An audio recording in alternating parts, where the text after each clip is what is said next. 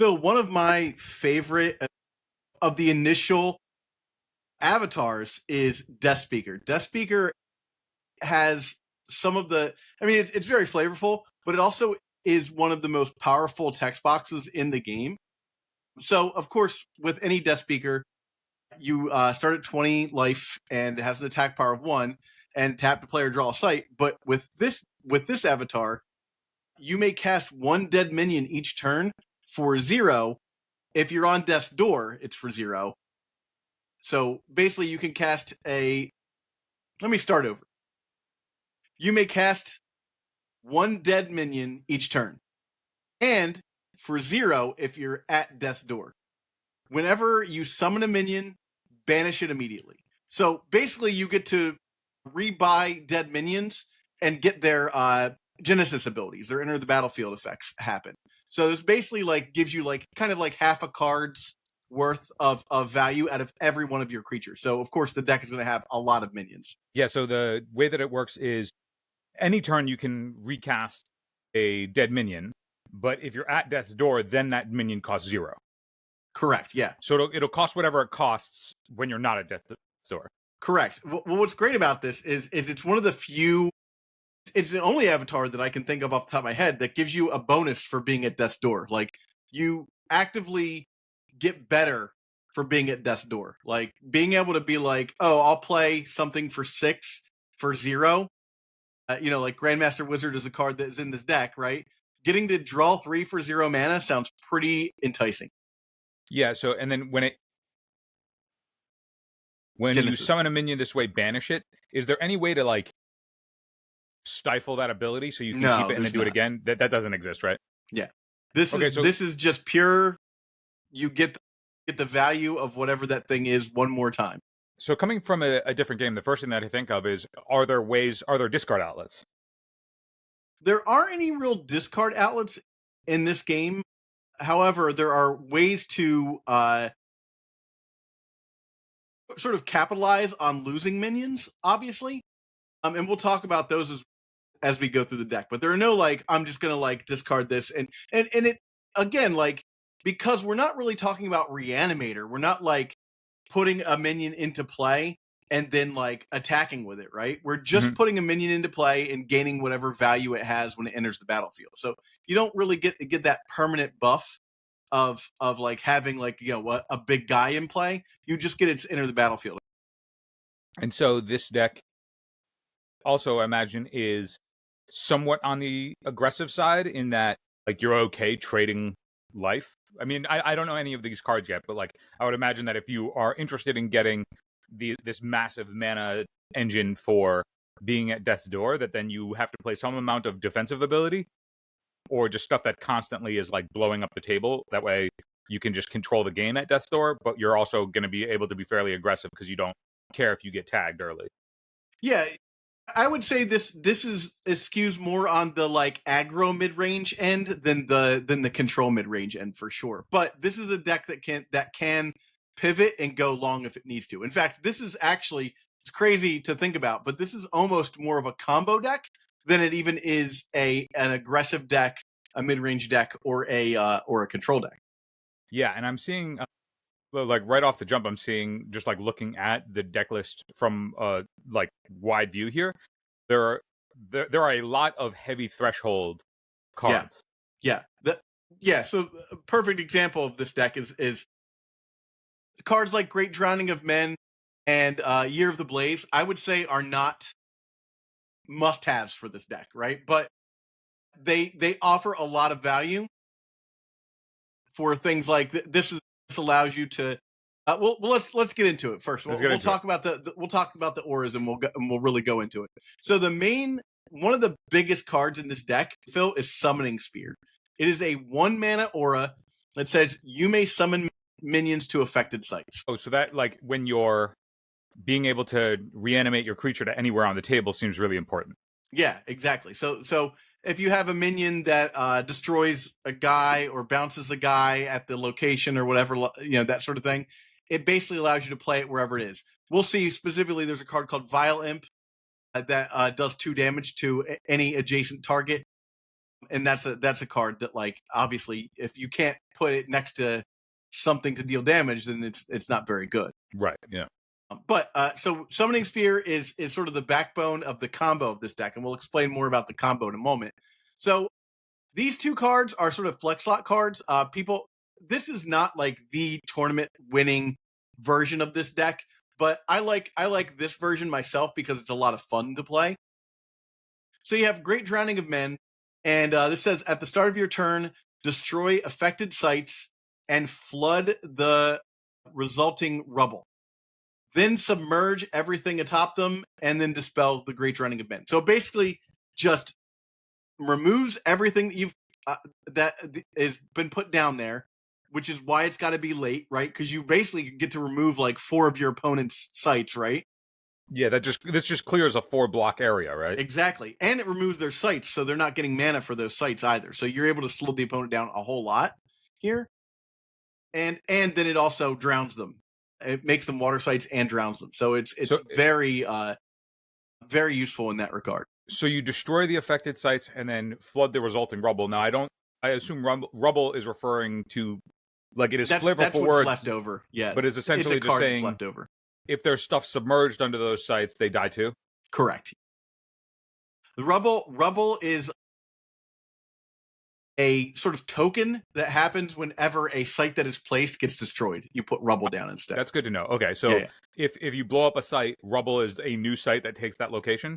Correct. That just doesn't provide mana, but people can go there. It's neutral for both players. Like, if I wanted to and I was able to build there, I could build there. I could drop a site there. I see. So you can build on top of rubble, and you can deploy minions on rubble? You can't deploy minions on rubble unless you have something like a Summoning Sphere, because you don't control the rubble, so you can't play it on play one of your minions on a spot that you don't control. Okay, so the rubble as a game mechanic is really only for things that then refer to it. It's like, or Summoning Sphere being able to move atop it, or things that let you interact with sites even if you don't own them. But like, yeah, it's basically not void, but not anything else. I see. Okay, so but rubble is inherent to the game. Yes. And then the next one is Year of the Blaze. At the start of the turn, destroy affected sites here and everything here, including Year of the Blaze. So very similar concept. It just like, it basically allows you to play these like kind of destruction cards that just like reset the game for your opponent, but if you play it on their site, not for you, which is pretty big. So also gets rid of sites that are problematic too. So Year of the Blaze is similar to the Great Drowning of Men, except rubble will result. Yeah. Well, rubble will result with both of them. Right, but the Great Drowning of Men gets rid of the rubble. The Great Drowning of Men just floods the rubble, so it basically becomes a water site too. Because then when you submerge something under a water site, it dies if it doesn't have water bounds. So both will just leave a bunch of rubble. Let's say each one were to destroy 4 sites. Those 4 squares would now each be rubble. Yeah, and not water bound is not the word I'm looking for. There's submerge is the name of the burrowing version of water. I see. So this one just makes it so that you can submerge under the stuff, while Year of the Blaze would just leave rubble and not be able to do that. Okay. Yes. Yeah. And I think we might have 1 or 2 creatures with submerge in this deck. So that in corner cases that'll come up, but for the most part, it's just to get rid of the board and set your opponent back a bit. Hey man, as a control mage myself, corner cases are what I live for. Of course. All right. So artifacts. We have an Amethyst core, which provides air. We have an Aquamarine core, which provides water, and we have a Ruby core because our deck is fire, water, and air. And then for our other artifacts, we have the Amulet of Ninane. This is a bear cannot be targeted or damaged by magic. So giving your Deathspeaker Shroud, is that what you want? Don't you want to go to Death's Door? Well, you don't necessarily want to be at Death's Door. It's just an extra bonus that you get. But more importantly, this makes it so that if you're at Death's Door, your opponent can't just be like, oh, I lightning bolt and kill you. Like, they basically have to walk up to you and get to where you're at. I see. So this is a late game, or this is essentially intended for the late game. It's just a value piece, honestly. It's just one of those things that like either stops your opponent from like getting you low early with spells, but it's more insurance than anything else. Like once you get to that door, it's very easy for someone to just like rifle off a spell and get you. So if you have this amulet in play, it's a lot harder for that to happen. Also, can't be damaged by magic is important, right? Because if your opponent goes and craterizes you, yeah, all the stuff will happen with craterize, but it won't deal the damage to you. You'll endure it, yeah. Yeah. Okay, and then finally, Philosopher's Stone. We've talked about Philosopher's Stone before. This is like the Black Lotus of the game. Philosopher's Stone says the first spell of each element you cast, the bearer casts, costs one less. So it basically is like a medallion in Magic. So the first spell of each element. So let's say if I cast 2 spells in a turn and one was water and one was fire, they each would be reduced by 1. Correct. Yep. Now if you cast a fire and water spell, it's only going to be reduced by 1. But if you go to cast another fire spell afterwards, it's not going to be reduced because that's the first spell. So yes, the Philosopher's Stone leverages or will generate more mana if you were to use it on single element spells. Correct. Yes. Yeah. Okay. So like if you used a triple element spell, it would only get reduced by 1. Yep. Okay. And now the final artifact here is a fun. It's sort of a sleeper hit. This is Pancoptic. Let's go pan. Oh, dude, I love me a Dark Confidant, my dude. Yeah, this is Dark Confidant. This is the Naktoic. How do I pronounce that? Jeez. Narcotic manuscript. Beautiful art. This is bearer. The bearer reveals the topmost card, a spell of their spell book. Draw it, and they take damage equal to that card's cost. So, yeah, it is exactly what you said. It is. It is a what's called the Dark Confidant in Magic the Gathering. Basically, just card advantage. So every avatar has draw a card. Draw a sight. It draw a sight. So this lets you do it the other way, where each time now you can tap to draw a card. Correct. There is one avatar that does have tap to draw a card. That's a sorcerer. He's kind of the basic, the basic avatar of the game. But that's the only one that really does draw a card, and it doesn't have any other abilities. It just says doesn't draw have the special ability on the back end, so you're not getting the value of like when you were saying, "Hey Phil, you would really like Archimago." It's because he has an inherent draw card every turn if you just exile 3 spells, right? Exactly. Yeah. Yeah. All right. Finally, let's go into the minions, because that's really where the meat of this deck is. Yeah, 29 minions. Yeah, is in the minions. Is what you're getting for playing Deathspeaker, right? So first we have. So I just want to clarify on. So I'm looking at this is how many cards in this deck? This deck has 50 cards. 50 on the spellbook and 30 on the atlas. Okay, so and 80 cards is now the norm. It used to be lower, right? You said at one point it was 40-20. After Gothic comes out, it's going to be 60, 30, and then 10. The 10 will be sort of a sideboard. It's called the collection. And the sideboard is for additional games, or is the sideboard? The sideboard is for cards that like allow you to wish. Yeah. Okay. So this is a Gothic hasn't come out yet, but this is a post-Gothic build. No, this is right. But so after Gothic comes out, everything becomes 50-30, right? 60-30, 10. Oh, so Gothic comes out, and then we're gonna have to add 10 more cards. Correct. Yes. All right, my noob is showing. I'm still in the early stages. Yeah. That's why I'm super excited for Gothic, because it's really going to change the game. That's kind of cool that like, okay, it becomes 50-30 instead of 50-30, and then it's just like, okay, all of your unique cards get even more difficult to find. Exactly. Yeah, the power level of the unique cards sort of drops a little bit. It was crazy in 40-20 because you could almost guarantee that you're going to see certain cards, you know? Now that we're up to, when we get up to 60, it's going to be like, the game's going to be a little bit more random. And you're going to be incentivized for not playing just straight haymakers all the time. The queen rule, as they say in Magic, right? Like, you just can't put like all Lord of the Pits in your deck because it costs too much. Well, in this scenario, the queen rule is basically like the really great cards, you can only have one of them in your deck. All right, so let's go to creatures. We'll talk about the Highland Falconeer. 2 with 1 air threshold for a 1 power minion. Its genesis is you may search your hand and spellbook for a beast with airborne and with mana cost 2 or less and summon it here. Shuffle if needed. So bats are 1. This has airborne and it has burrowing. This is a airborne creature for 2 power. So right? the Falconer is pretty good in that you pay 2 mana and you get 4 power plus. Oh no, what is it? Falconer had 1 power. Falconer had 1 power. Okay, so you get 3 power, 2 of which is flying. If you get bats, pretty good. Yep. So you got 2 of these guys because they're elite, right? And you can get the bats with them, right? So if they come into play and then they die and they come back, you'll be able to get all of your bats. Is that the only?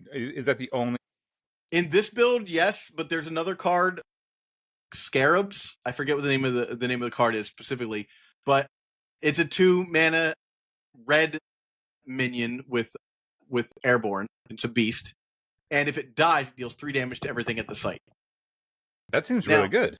It's very good. This particular build just doesn't play it because it's trying to be more aggressive, and that's more of a control card. And also, dying is different from banishing. Correct. Yeah, just like remove from the game is different in Magic the Gathering, right? So then next we have Highland Princess. Highland Princess has a genesis of search your spellbook for an artifact that costs 1 or less, reveal it, and put it into your hand and shuffle your library. Yep, we like all of our unique artifacts that we got in the deck. Yep, we've already discussed how good that is, and especially if you're in a situation where you need to get that amulet back or whatnot. Basically, this card is gaining you 1 card when you cast it, and then it's going to gain you 1 card next time you play it and banish it, right? We talked about the bats. So these have burrowing and they have airborne. Now, an important note, Phil.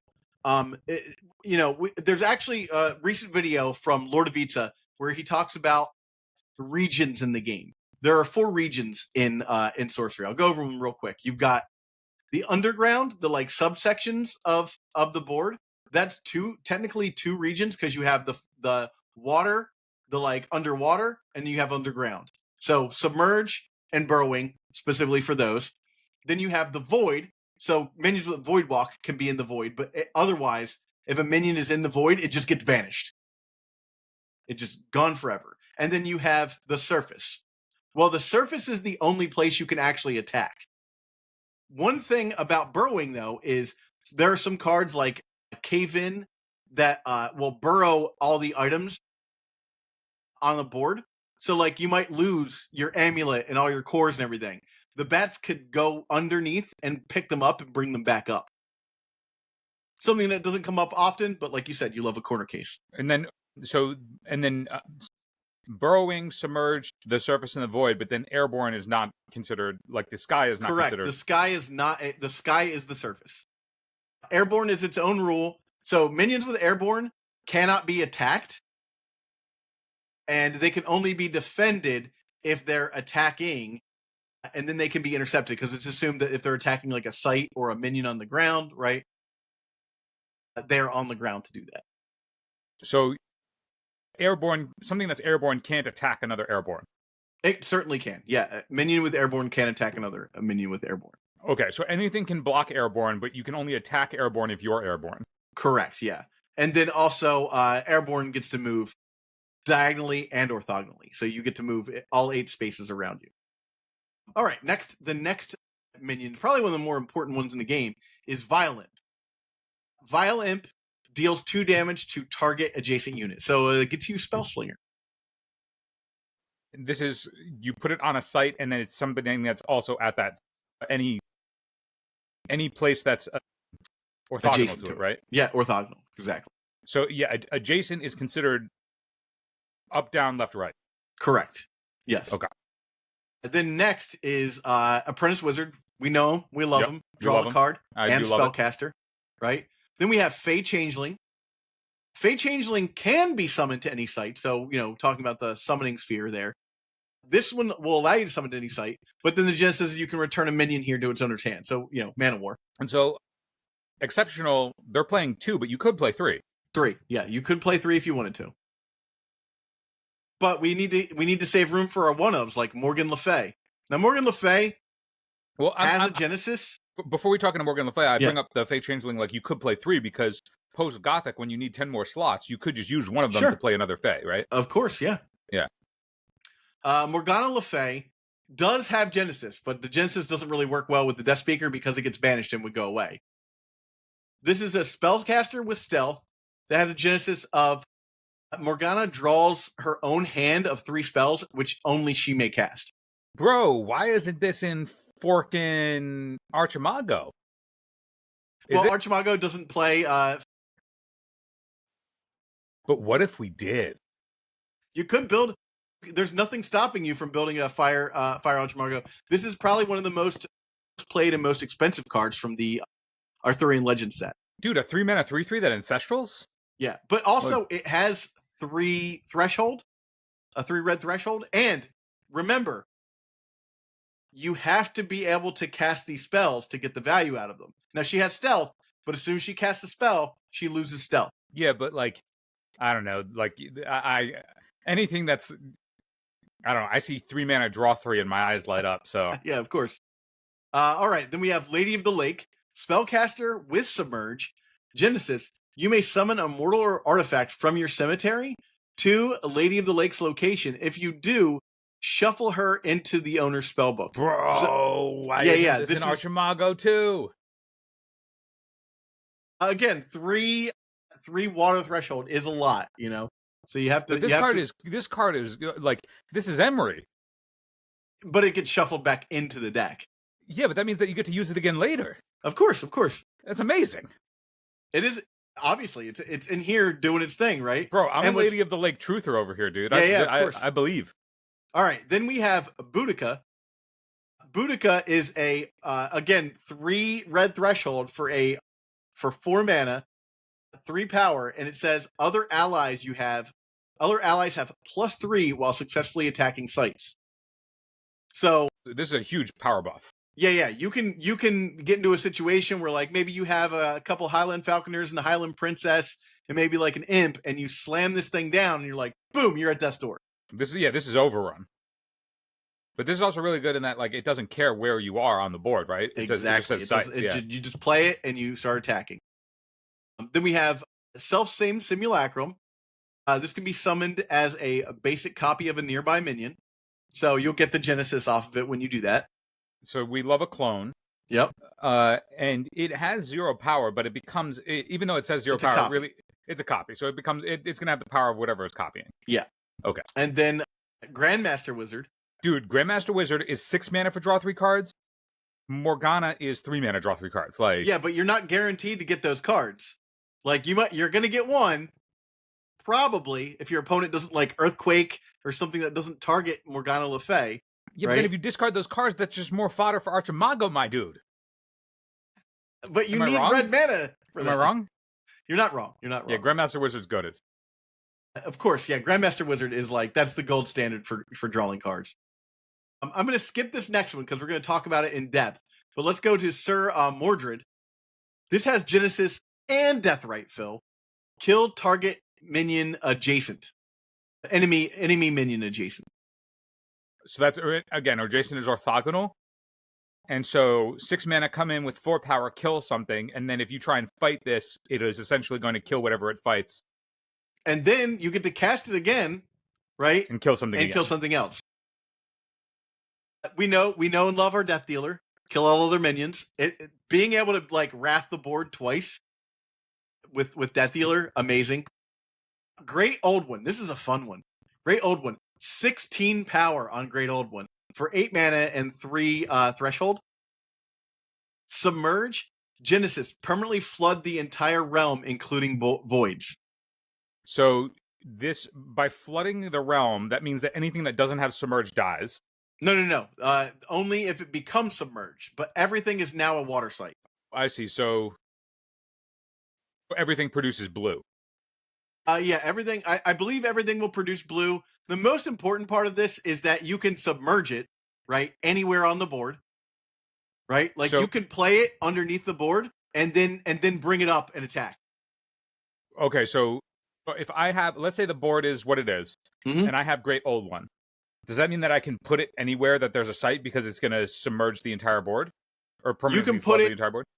You can put it anywhere that there is a site that you control, unless you have summoning sphere.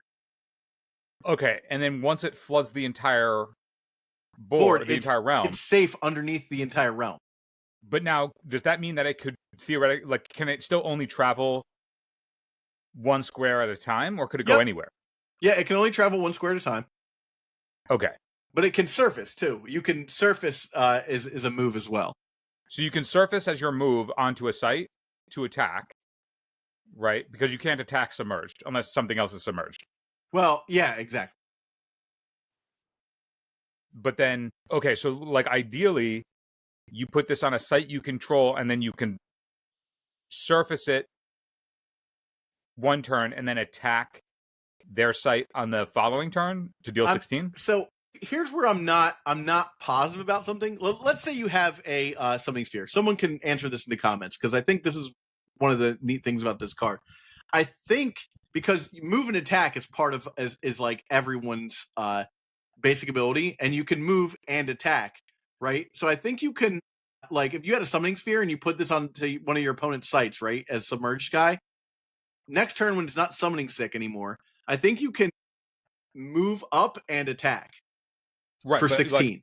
like when if you were to move and attack as part of a like if that's one move that you make is you can both move and attack in one move, right? Mm-hmm.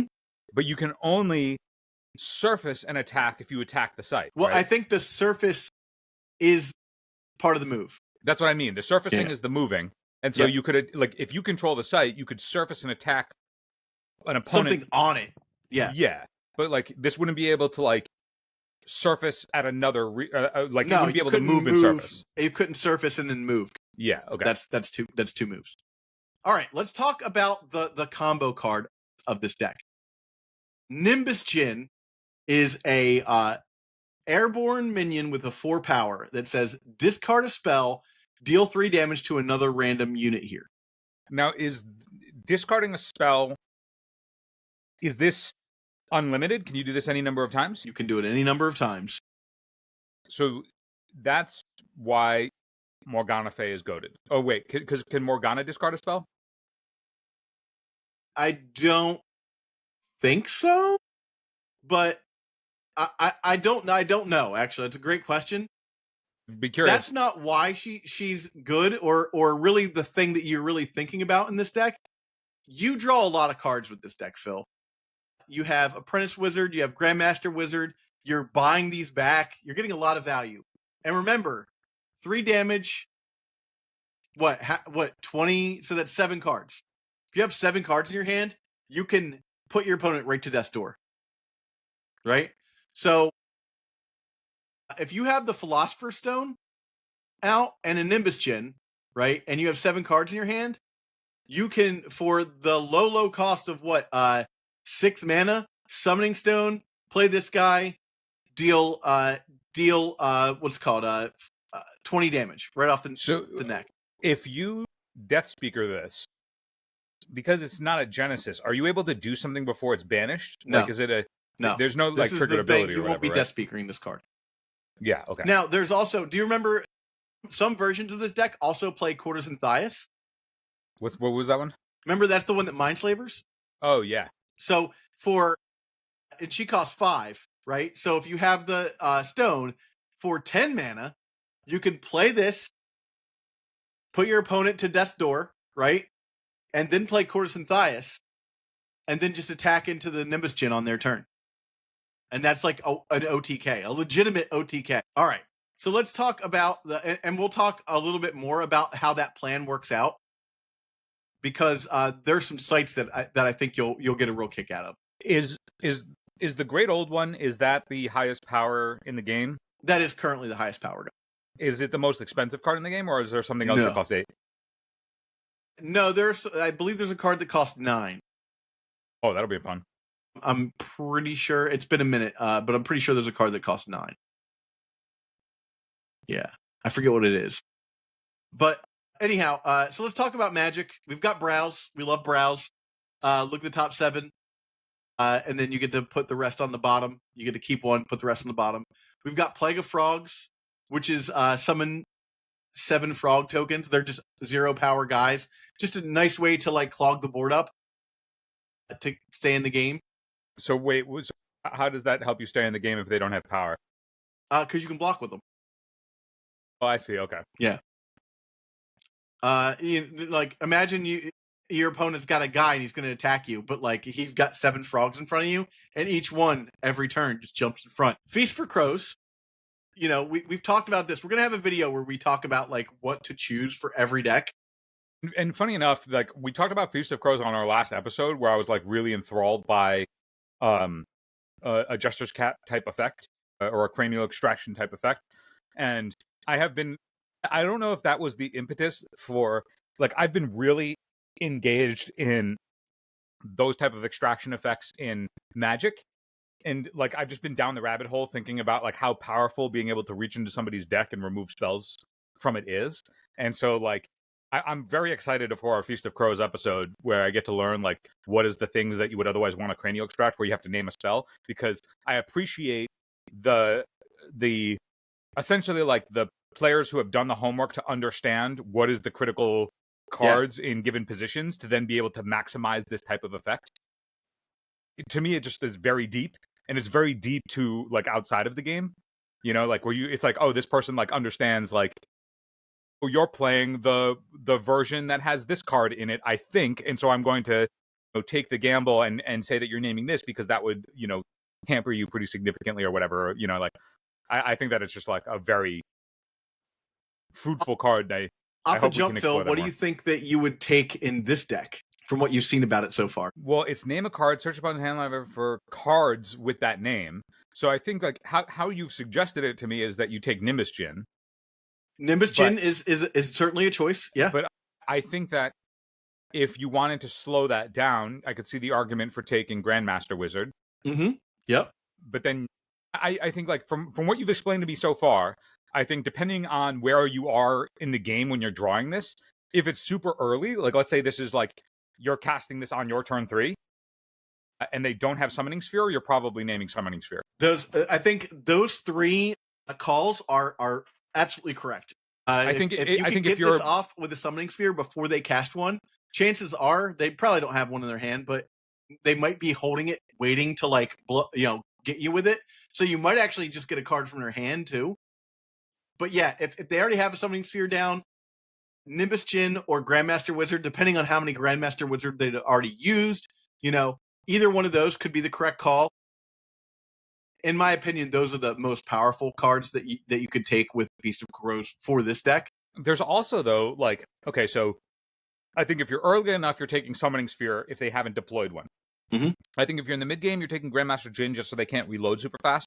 Grandmaster Wizard, sorry. And then if they already have, if they're already pretty well developed and you just want to not, die out of nowhere, then you take the Nimbus Djinn. But this deck is very heavy threshold. And I could see a world where if you're like, oh, they're actually light on, their fire threshold or their water threshold or whatever, I could see just naming, it's like, oh, you don't have that much water threshold. I'm going to take you're missing like your water and fire. Like I'll take your Oasis out of your deck. Well, you can't. It's only spells. Name a spell. Oh, it's name a spell. Oh, okay. See, that's good to know. That's good to know. Yeah. Over here, I'm trying to extract sites. Maybe in the next set. Maybe in Gothic, they'll do that. Maybe they'll do one that's extract a site. Yeah. So then Infiltrate, our like control magic that you until it attacks, you have control. Until it loses stealth, you gain control of it. Until it deals damage. We have Pact with the Devil, our draw 3. It's also great with Grandmaster Wizard to put it into the yard, right? Oh yeah, this is draw 3, sack your Grandmaster Wizard, rebuy your Grandmaster Wizard, draw 3 more. Yeah. So extensively, you've drawn 9, right? Because you've put the Grandmaster Wizard into play, right? Nice. Then you've got Poison Novas, of course, for the board control, and then Major Explosion, just as a way to kind of end the game or board clear a little bit. Now, I want to go right into one specific card in our sites that is like the site that you want with this deck. And that site is called Geistwood, Phil. Genesis abilities here are also Deathrite abilities. Okay, so this lets you double dip. Yeah. So now imagine you're in a situation where your Grandmaster Wizard is sitting on the Geistwood. And you pact with the devil your Grandmaster Wizard. So you draw 6. Yeah. And then you can reanimate the Grandmaster Wizard to the Geistwood. You could, but it's going to banish, so you're not going to get the third. Right, yeah. You will get the draw 3 when you bring it back. Right. Banish and Deathrite are different, yeah. Yes, yeah. But this is like one of the best cards in this deck is to just be sitting on this with your avatar and then have like your apprentice wizards there and your Grandmaster Wizards just sitting there like blocking for them, right? So and then you also have self-same simulacrum that also could be your Grandmaster Wizard and stuff. Like, so you have a lot of value that you can gain out of putting guys on the Geistwood.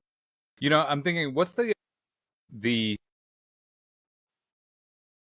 exceptional is 2 of, right? No, elite is 2 of. Elite is 2 of. What's the elite wizard where you were like, oh, if it dies, you can just rebuy it with the other copy of itself? That is the Illusionist Adept. So the Illusionist Adept, I'm already thinking about a self-same simulacrum with Illusionist Adept. Like, it could become a copy of the Illusionist Adept, and then you could use it to, like, if you sacrifice one Illusionist Adept, basically have 3 of them at that point. You have more of them, yeah. Yeah, I mean that is something you can certainly do, and it will work. It just won't get the other self-same simulacrum out of the board, right? Out of the deck. You can't find the clone. Yeah. All right, so let's talk about our mana producing sites first. Annual Fair is our pay 1 to gain 1 of any threshold that produces one regular mana. We have Dark Tower. We've got Gothic Tower. We've got Lone Tower. So the Annual Fair, because it produces 1 mana itself every turn, it's pretty much just free threshold. It is. Well, it's giving you one threshold of any kind, but at the cost of a mana. At the cost of your mana, yeah. Yeah, and you can do this multiple times if you want to. But it can also it just fuels itself every turn. Correct. Yeah. Yeah. And then, so then we have Dark Tower, Gothic Tower, and Lone Tower. Those are all the towers that have the genesis of giving you an extra mana when they come into play. Then we have the Oasis, Ruins, and Lighthouse are all dual sites. You could play, I believe it's Glastonbury Keep, which is 3 threshold site in this deck as well. We've got Color Out of Space. Why isn't it playing that if there's a Tri-land? I think this is before I owned this that particular site. So okay, definitely, I would say you would want to play that. Is that a unique site?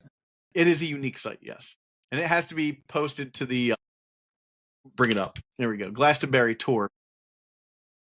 A unique site that provides. This is actually not the right one.